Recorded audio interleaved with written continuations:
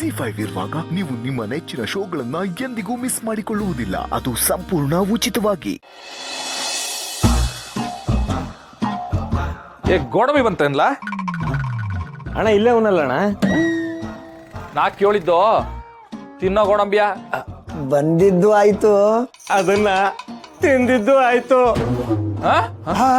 ಸುಮ್ಮನೆ ಇಲ್ಲಣ್ಣ, ಬರೀ 50 ಗ್ರಾಮ್ ತಿಂದಿದ್ದೀನಿ ಅಟ್ಟಯ್ಯ.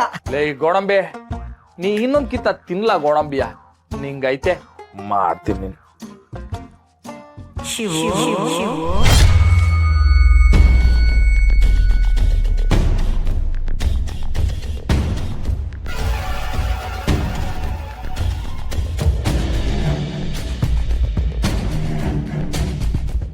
ಅಣ್ಣ ಒಂದು ಪ್ಯಾಕೆಟ್ ಕರ್ಬೇರ ಕೊಡೆ. ಅದಕ್ಯಾಕೆ ಕಿವಿ ಹತ್ರ ಬಂದು ಶಿವ ಅಂತ ಬಿಸ್ಬಿಡ್ತೀಯಾ? ನಾನಲ್ಲಪ್ಪ. ನೀನಲ್ದೆ ನಿನ್ನ ಅಣ್ಣ ಬಂದ್ ಪಿಸ್ಬಿಟ್ಟಾರ ತಕ. ನಂತವನೇ ಕಾಮಿಡಿ ಮಾಡಿಯ ನೀನು? ಕಾಮಿಡಿಯಾ? ಕೊಡ್ಲಾ 30 ರೂಪಾಯ? ಸುಮ್ನೆ ಬೈತೀಯ. ನಮ್ಮ ತಾಯಿ ಅಣ್ಣಗೂ ಪೀಸ್ ಕೊಟ್ಟಿಲ್ಲ ನಾವು.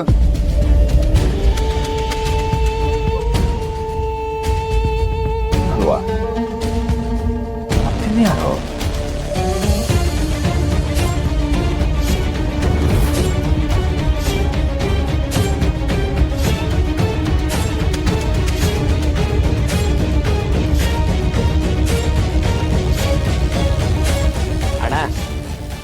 ಉಪ್ಪಿನಕಾಯಿ ಪ್ಯಾಕೆಟ್ ಒಯ್ತಾ ಇಲ್ಲ.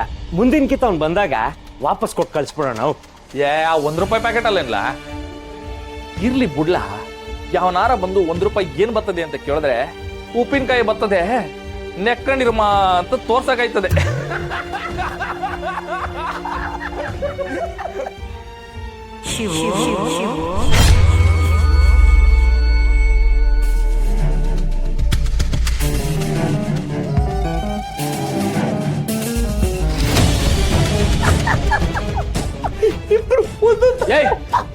ಏನ್ರಲ್ಲ ಕಿವಿ ತಾವ ಬಂದು ಶಿವು ಅಂತ ಪಿಸ್ಬಿಡ್ತೀರಾ?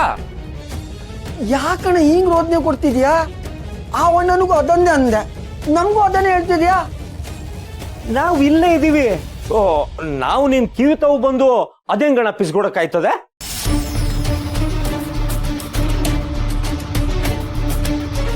ಹೌದಲ್ಲ?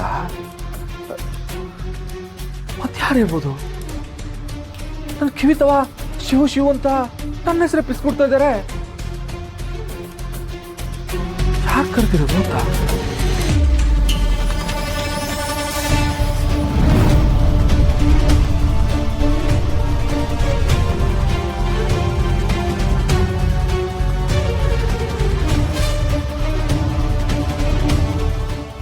ಅಣ್ಣೋ, ಹೋಟ್ಲು ಮಂಜಣ್ಣ ಬಾಕಿ ಕೊಡ್ಬೇಕಾಗಿತ್ತಲ್ಲ, ಫೋನ್ ಮಾಡಿದ್ದೆ. ಒಂದು 10 ದಿನ ಬಿಟ್ಟು ಬರೋಕ್ ಹೇಳೋಣ. ನಾನು ಆಟಲ್ಲ ಟೈಮ್ ಕೊಡಕ್ ಹಾಕಿಲ್ಲ. ಫೋನ್ ಕೊಡ್ಲಾ? ನಾನೇ ಮಾತಾಡ್ತೀನಿ. ತಗೊಳ್ಳೋಣ.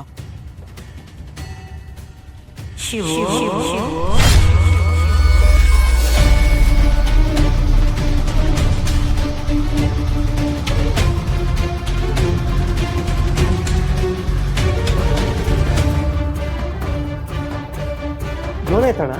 ಮತ್ತೆ ಕೇಳಿಸ್ತಾ? ಹೂಕಲ ನಿಮಗೆ ಕೇಳಿಸ್ಲಿಲ್ವಾ? ದೇವರ ಇಲ್ಲಣ್ಣ. ಯಾಕ್ಲಾ? ನಂಗ್ ಮಾತ್ರ ಕೇಳಿಸ್ತೈತೆ.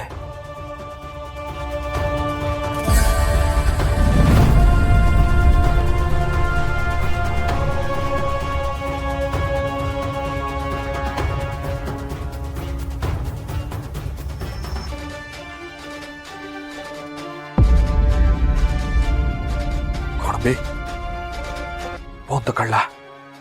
ಇವತ್ತು ಫೋನ್ ಮಾಡೋದು ಬೇಡ, ಇನ್ನೊಂದು ದಿವಸ ಮಾಡಿದ್ರಾಯ್ತು. ನಾನು ಮನೆ ತಾವು ಹೋಗ್ಬತ್ತೀನಿ. ಏನಾಯ್ತಣ್ಣ? ಮನೆ ತಾವು ಹೋಗ್ಬತ್ತೀನಿ ಕಲ.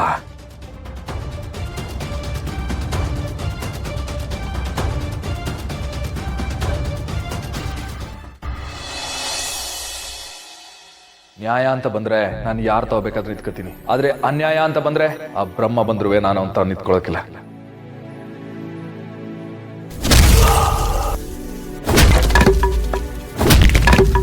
ಮಾವ, ಒಬ್ರಿಬ್ರಲ್ಲ 1,00,000 ಜನ ಬಂದು ಹೇಳಿದ್ರುವೆ ನನ್ನ ಪಾರುನ ಬ್ಯಾರೆ ಮಾಡಕ್ ಹಾಕಿಲ್ಲ.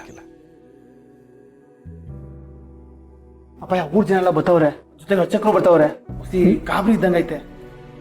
ಬರಲಿ ಬರಲಿ. ತನುವಿದ್ ಕಡೆ ತಾವ್ರೆ, ಮನವಿದ್ ಕಡೆ ದೇವ್ರು ಅಲ್ವಾ? ಬನ್ನಿ ಬನ್ನಿ ಬನ್ನಿ ಬನ್ನಿ. ಯಾಕೆ ಇಷ್ಟೊಂದು ಗಾಬರಿ ಆಗಿದ್ದೀರಿ? ಯಜಮಾನ್ರೆ, ಅದನ್ನ ನಾನು ಹೇಳ್ತೀನಿ. ಯಾಕೋ ಒಂದೆರಡು ದಿನಗಳಿಂದ ದೇವಸ್ಥಾನದಲ್ಲಿ ಅಪಶಕುನಗಳು ನಡೀತಾನೆ ಇತ್ತು. ಆದರೆ ಸಣ್ಣ ಪುಟ್ಟುತ್ತಾನೆ ಅಂತ ನಾವು ತಲೆಗೆ ಹಾಕೊಂಡಿರಲಿಲ್ಲ. ಆದರೆ ಇವತ್ತು ವರ್ಷಾನುಗಟ್ಲಿಂದ ಉರಿತಿದ್ದ ದೀಪಾನೇ ಆರೋಗ್ಬಿಡ್ತು. ಈ ಸಲ ಜಾತ್ರೆಗೆ ಹಚ್ಚಿದ್ರೆ ಮುಂದಿನ ವರ್ಷ ಜಾತ್ರೆಗೆ ಬತ್ತಿನ ಬದಲಾಯಿಸ್ತಾ ಇದ್ದಿದ್ದು. ಯಾಕೋ ದೇವಿ ಪ್ರಸಾದನೂ ಕೊಡ್ತಾ ಇಲ್ಲ. ಆರತಿ ಮಾಡೋದಕ್ಕೆ ಕರ್ಪೂರ ಹಚ್ಚಿದ್ರೆ ಕರ್ಪೂರನೂ ಉರಿತಾ ಇಲ್ಲ. ಇದು ಮಹಾ ವಿನಾಶಕ್ಕೆ ಮುನ್ಸೂಚನೆ ಯಜಮಾನ್ರೆ. ಅಯ್ಯೋ ತಾಯಿ, ಮಕ್ಕಳಮ್ಮ, ಯಾಕಮ್ಮ ಯಾಕಮ್ಮ ಇಂಥ ಕೋಪ ನಮ್ಮ ಮೇಲೆ ನಿನಗೆ? ನಾವೇನು ಅನ್ಯಾಯ ಮಾಡಿದ್ದೀವಮ್ಮ ನಿನಗೆ? ಅಂಥದ್ದೇನಾದ್ರೂ ಇದ್ದರೆ ಹೇಳ್ಬಿಡು. ಮೊದಲು ನನಗೆ ಶಿಕ್ಷೆ ಕೊಡು. ನಮ್ಮೂರು ಜನಕ್ಕೆ ಏನು ಮಾಡಬೇಡ ತಾಯಿ, ಏನು ಮಾಡಬೇಡ. ಅರ್ಚಕ್ರೆ, ಇವಾಗ ಏನು ಮಾಡ್ಬೇಕು ಅನ್ಕೊಂಡಿದ್ದೀರಾ? ಪ್ರತಿ ವರ್ಷ ದೇವಿ ಮೈ ಮೇಲೆ ಬರ್ತಾಳೆ. ಆದರೆ ಇಂಥ ಅಪಶಕುನಗಳು ಆದಾಗ ಆ ದೇವಿ ನಮಗೇನೋ ಹೇಳಕ್ ಬರ್ತಿದ್ದಾಳೆ ಅಂತ ಅರ್ಥ. ಎಷ್ಟೋ ವರ್ಷಗಳ ಹಿಂದೆ ನಮ್ಮ ಅಪ್ಪನ ಕಾಲದಲ್ಲಿ ಇದೇ ಥರ ಘಟನೆ ಆಗಿ ದೇವಿ ಮೈ ಮೇಲೆ ಬಂದು ಕೆಲವೊಂದು ಸತ್ಯಗಳನ್ನ ಹೇಳಿದ್ಲಂತೆ. ನನ್ನ ಪ್ರಕಾರ ಈ ಸಲನೂ ದೇವಿ ನಮಗೆಲ್ಲ ಏನೋ ಒಂದು ಮುಖ್ಯವಾದ ವಿಷಯನ ಹೇಳೋದಕ್ಕೆ ಹೊರಟಿದ್ದಾಳೆ. ಅದಕ್ಕೆ ನಮ್ಮ ದೇವಸ್ಥಾನಕ್ಕೆ ಶಿವನ ಕರೆಸಿ ಅವನ ಮೈ ಮೇಲೆ ದೇವಿ ಬರೋ ಹಾಗೆ ಪೂಜೆ ಮಾಡಬೇಕು.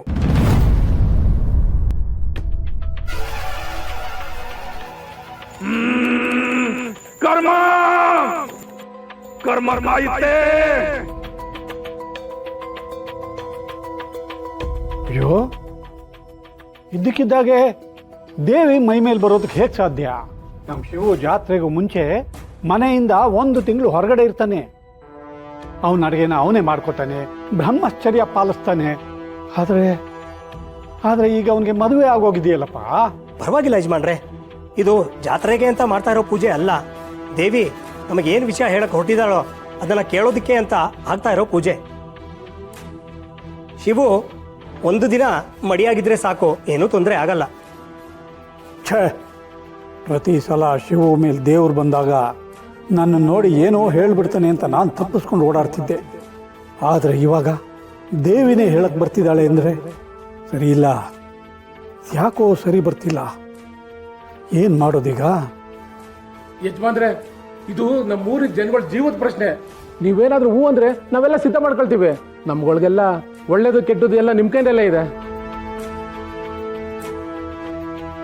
ದಣಿಗಳೇ, ಹೆಂಗು ಕೇರಳ ಮಾಂತ್ರಿಕನ ಶಕ್ತಿ ನಿಮಗೆ ಗೊತ್ತಾಯ್ತಲ್ಲ. ಹೂ ಅಂತ ಒಪ್ಪಂಬಿಡಿ, ಆಮೇಲೆ ಅದೇನಾಯ್ತದ ನೋಡ್ಕೊಂಬಿಡವ. ನಮ್ಮ ಛತ್ರಿ ಕೂಡ ಅದನ್ನೇ ಹೇಳ್ತಿದ್ದಾನೆ, ನಮಗೆ ಊರು ಜನನೇ ಮುಖ್ಯ ಅಂತ.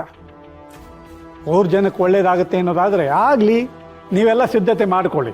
ಶಿವನ ನಾನು ಒಪ್ಪಿಸ್ತೀನಿ. ಸರಿ ಯಜಮಾನ್ರೆ, ನೀವು ಒಪ್ಕೊಂಡ್ರಲ್ಲ, ನಮ್ಗೆಲ್ಲ ತುಂಬಾನೇ ಸಂತೋಷ ಆಯ್ತು. ಬರ್ತೀವಿ ಯಜಮಾನ್ರೆ. ZEE5 ಆಪ್ ಡೌನ್ಲೋಡ್ ಮಾಡಿ ಎಲ್ಲಾ ಸಂಚಿಕೆಗಳನ್ನು ಸಂಪೂರ್ಣ ಉಚಿತವಾಗಿ ನೋಡಿ.